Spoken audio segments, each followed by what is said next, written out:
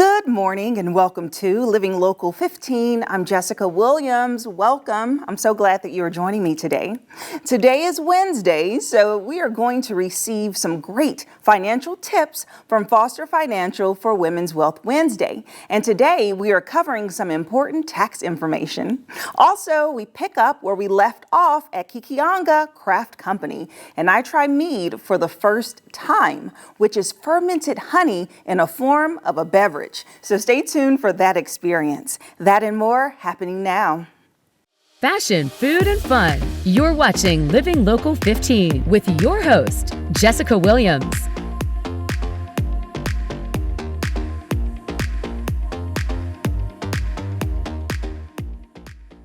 This segment sponsored by Foster Financial. It's time for Women's Wealth Wednesday, providing you with great financial resources. I have today Caleb Doan, who is the Vice President of Foster Financial. Hi, Caleb. Hi. How are you? I'm doing well. How are you doing? Doing well, too. Yes. So I'm excited about Wednesdays because we get some nuggets and gems dropped from you. And today we are going to talk about the widow's tax trap. Yes. Sounds scandalous. Okay, what is this, Caleb? Yes, so it's certainly something people should be aware of, and I know, we kind of finished some of our segments on the main things that widows should be aware of, right. Main kind of boxes to check off when it comes to their finances, and this relates to that, and it relates to taxes, which people are kind of in the middle of doing right now. And the widow's tax trap, or sometimes you'll hear it called the widow's tax penalty, certainly a thing we want to avoid, but it's essentially this tax phenomenon that when a couple is married filing jointly, they have a lot wider tax brackets and they get a really large standard deduction that they get to take off at the end of the year. And then if a husband passes away and then a wife is left the next year to file as a single filer, the tax brackets are now compressed and she now gets a much smaller standard deduction that she gets to take. And so there are some scenarios where if they have consistent income from year to year, her tax bracket could jump up significantly in the next year after she's widowed. And so she can end up paying a lot more in taxes. So it's just an important thing to be aware of. And there's a few strategies that can help you avoid that tax trap as well. Okay, and is this something that a widow would be aware of? Or is it something that kind of, bam, pops out when you're doing your taxes? Yeah. Unfortunately, it's a thing that people are so used to, being married, filing jointly for probably the last, 50 years. And so they're used to those tax brackets. They're used to that large standard deduction. And so it can absolutely end up being a really big surprise for people. And so just as an example of how this could impact somebody, let's say that there's a couple, of course, married filing jointly, they're retired, maybe in their mid-70s. Okay. So let's say that from Social Security, together they bring in right around $40,000 between the two of them. They both work jobs where they got pensions, and let's say between the two of them, there's another $40,000 there. And then finally, since they're in their mid-70s, they're required minimum distribution age. Right. And so let's say they have to pull another $40,000 over the course of the year from those accounts.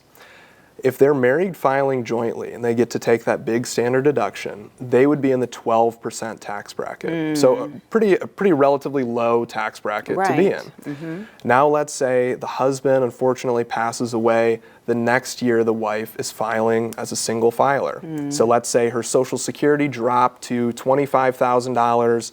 Let's say both of those pensions were joint and survivor pensions, and so she still gets the 40 grand from that and then still gets the 40 grand from the required minimum distributions. So her income actually went down from last year to this year because Social Security was reduced a little bit. Her tax bracket would go from 12% all the way to the very top of the 22% tax bracket in 1 year. And if for some reason her income goes up at all due to more required minimum distributions or whatever it might be, she could even push into the 24% tax bracket. And so it seems unfair, because her income stayed the same. It's just the fact that those tax brackets are compressed and she gets that smaller standard deduction, that all of a sudden she's paying a lot more taxes than what she was before. Wow, that's interesting and something that's so important to be aware of before, because you say there are actually strategies that one can take to avoid this or to remedy it? Yeah, absolutely. So there are a few like really interesting life insurance strategies that can kind of be used with pensions, but I would say that the biggest strategy that we employ for our clients is leveraging Roth conversions earlier. Okay. And what those Roth conversions will do is actually reduce the amount of required minimum distributions that you have to take. Okay. So, you know, for her, instead of having to pull out $40,000 and get pushed up into that 22% tax bracket, if she did a lot of Roth conversions before and we were kind of planning this kind of tax strategizing in advance, she might not have that required minimum distribution, and therefore she could stay in that 12% tax bracket. And so would this be before, though? Is this a strategy before she's widowed? Yeah, that's certainly a strategy before. One strategy after is something that we talked about a little bit last week, just on regular Wealth Wednesday, is that qualified charitable distributions can still be leveraged by her. And so even that is something that you can do after the fact to reduce your taxable income. To reduce it, wow, okay. And so the best step for someone who is widowed, or I guess anyone who's married in that age range, should take these steps in advance. They should contact you, a financial specialist, to be able to have this information kind of broken down and strategize with them, correct? Yeah, I mean, the best preparation is doing a lot of this before. I mean, the longer runway that somebody has, the more you can kind of take advantage of this tax strategizing and prepare for it. But even if you're on the back end of it, there are still things that we can do, like those qualified charitable distributions, just to make sure that you're not paying too much to the government, because that's something we can all agree on. I think that more money in your retirement accounts, maybe less money in the government's. Yeah, well, thank you, Caleb. This was good information to think about, to plan ahead, like you said, or just things that we don't know are in existence when it comes to our taxes. And this is tax season, so thank you. Exactly. Yeah, so this is tax season, so it's very important for you to know all of the different loopholes or penalties or things that may affect you during this time. So Wealth Wednesday, Women's Wealth Wednesday, is here to provide this information. And if you would like more information about Foster Financial, we'll be sure to list it, and we'll be right back. This segment sponsored by Foster Financial. Follow us on social media at Living Local 15.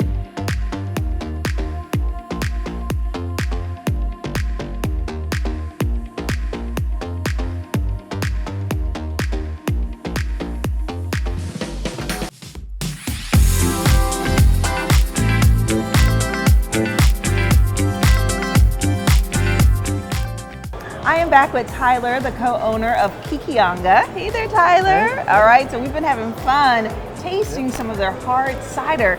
And before, you had mentioned mead. And I was like, what is mead? And so share with me, what is mead? So mead is fermented honey. Fermented honey. So we'll take honey, dilute it with water so it's a little thinner consistency. Yes. And then we'll just kind of treat it the same. We'll put our yeast on it and ferment it like we would our cider. And make a beverage. Yep. So that's what this is. Yep. So we have some mead here, which is fermented honey. So this is just a honey beverage that's turned into alcohol. Yep. Can you just turn anything into alcohol? I mean, if it has sugar in it, Right. I mean, you probably can. Really? Okay. Yeah. I'm so curious and excited to taste this. So cheers. Cheers to mead. Here we go.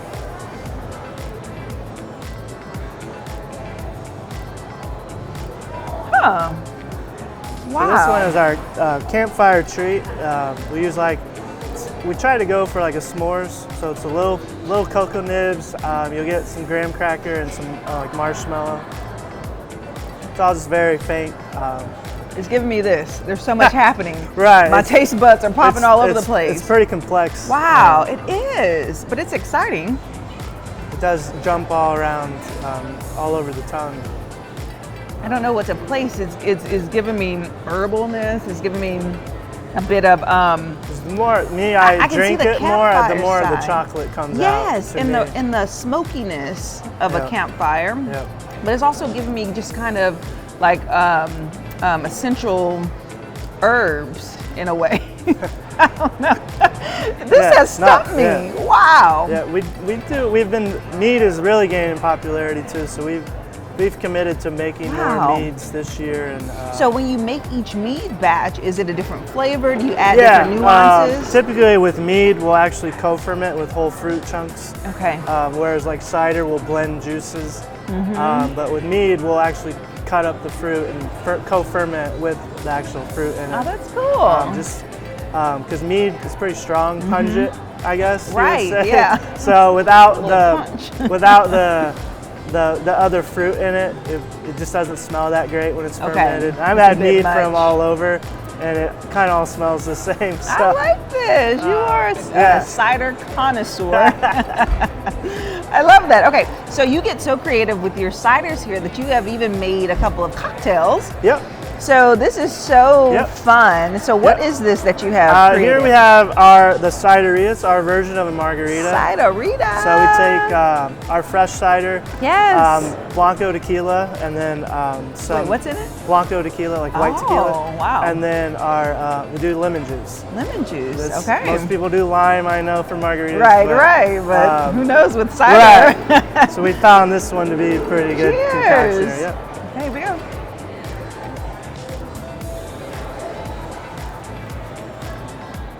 Oh, nice. I'm a tequila girl, so you know I have to process this. Yeah, when we first saw the recipe, we're like, well, I don't know if this will be good, but let's try it out. And I really like it. Yeah. It is good, and it adds. I like the lemon. It's not too tart. That kind of cuts the cider sweetness. Yeah, it cuts it, but it kind of infuses like a fun. And I love the decor that's on. So you have a little dehydrated. Yep. Apple slice and cinnamon stick. Cinnamon stick. And the rim is salt and cinnamon. Okay, this is fun. Okay, so people can gain access and try out these beverages at this location and then your other location. And where can they find you online if they just want to explore your menu and learn more about what you have to offer? Website is KekiongaCraftCo.com. And then our other locations on Maysville Road between Lake and State. Okay, wonderful. And I have to ask you, Kekionga. Yep. Okay, what a word. What a word. You have to tell me, where did that name originate from? So Kekionga was the native name of the area. It's where several tribes met up and like exchanged goods. And here? Yep, here in Fort Wayne. Okay. Yep, before all the settlers came. Really? Yep. Wow. And I think you mentioned earlier, our logo has a hand-drawn map of one of General Denny, of what, like, he was keeping a journal, and that's where the center of our logo kind of has his picture on there, like what he drew of what he saw. Really? With all the tribes and stuff. That's so fun. My business partner Logan is a really big history guy. Okay. So, and I am too. Like, but it's pretty neat to be able to, because we love Fort Wayne and we've born in the area and went to college here and live here now. So. Started a business here. Right, started a business here, raising our families here. So we just thought it'd be a good way to give back to the city. As much as, historical value, I guess. Yes, I love that, and add a little bit of education in the mix of it, and then something new and different. So cheers to you and this amazing place. I'm so happy that we were able to explore it, because this is something different. Making hard cider in this unique way. That's so right. thank you so much for having me. Thanks for coming out. I really appreciate it. Yes. If you would like to learn more about Kekionga, or better yet, come out and visit them. They're at Electric Works. They have their other location. We'll make sure that we list that information below, and we'll be right back. Living Local 15, proudly driven by the Kelly Automotive Group.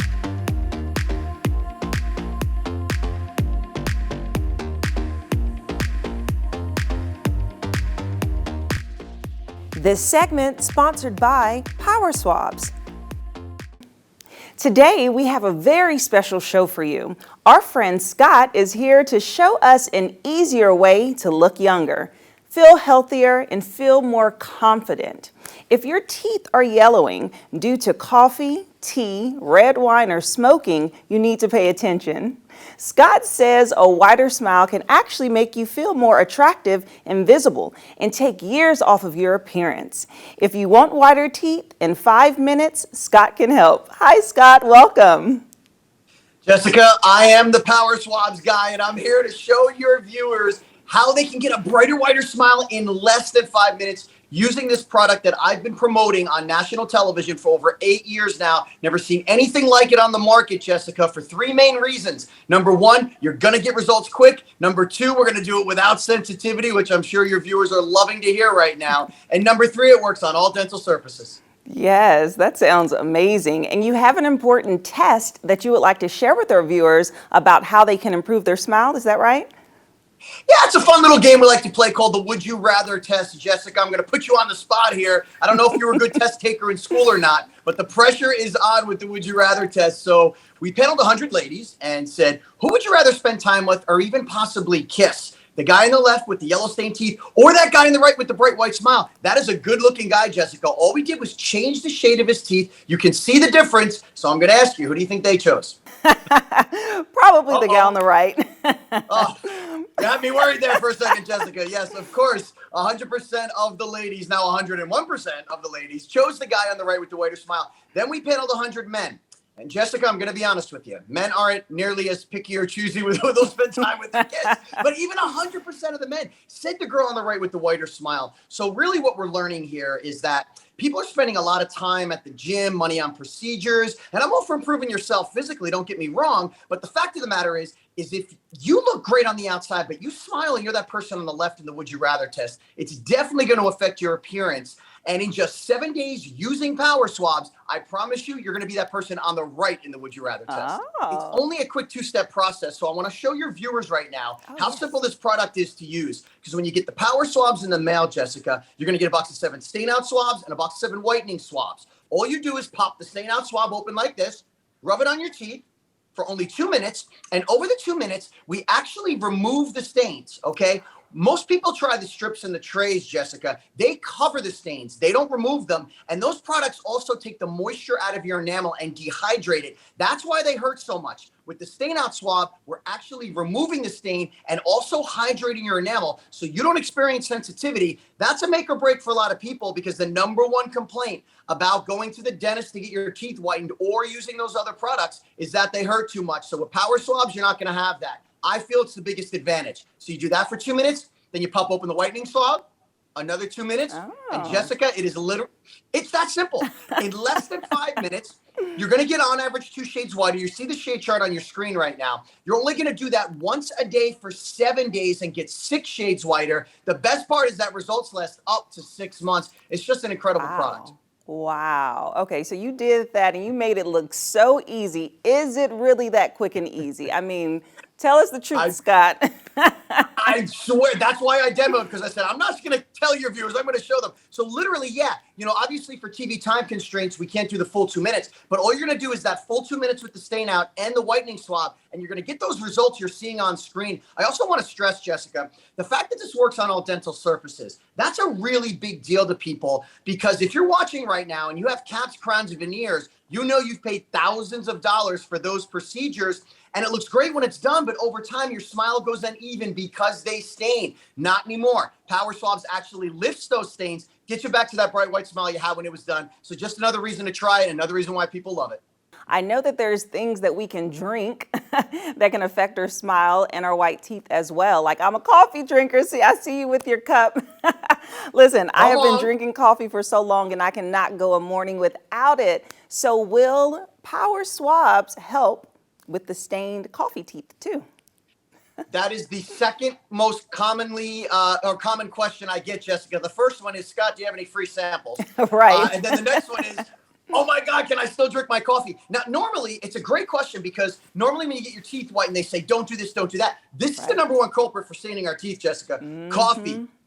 Like you said, you love yours, I love mine. Your viewers are probably on their second or third cup. And in reality, we are not going to give up those guilty pleasures, especially coffee. And with PowerSwabs, we don't have to. That's another thing people love about it. And for the daily maintenance, and I want to touch on this because we talked about the less than 5 minutes a day, 7-day treatment. The results last up to 6 months. How do you keep your teeth white during the day when we don't have time to brush them? This is what you're going to use, and it's part of our special today, Jessica, which we'll talk about now. Yes. This is the on-the-go stain out quick stick. This is valued at $20. Today it is free. It's real simple and convenient. You can take it out of your pocket or your purse, pop the top, spin it, solution comes up. Rub it on your teeth for a minute or two, just like I did with the swab. Actually lifts the stains before they set in so you can keep your smile bright and white throughout the day after that morning coffee or maybe that happy hour red wine. And it's part of our biggest discount ever, Jessica. 40% off, plus free shipping, plus the free quick stick. So I want to stress to your viewers that the only way to get that deal is to call the 1-800 number that's on your screen. So, hey, Indiana, you could drink all the coffee you want because the PowerSwabs guy, Scott, is hooking you up. This was developed by a dentist. World-renowned dentist. His name's Dr. Martin Ginniger. So he took everything that was wrong with the other products out there, listened to his patients, changed it up, and created PowerSwabs. If you guys want to try out PowerSwabs, be sure to check out the number that's listed below or go to PowerSwabs.com. Thanks so much for stopping by, Scott. We'll be right back. This segment sponsored by PowerSwabs. Have an idea for the show? Want to find out how you can be a guest? Contact us at livinglocal15@wayne.com.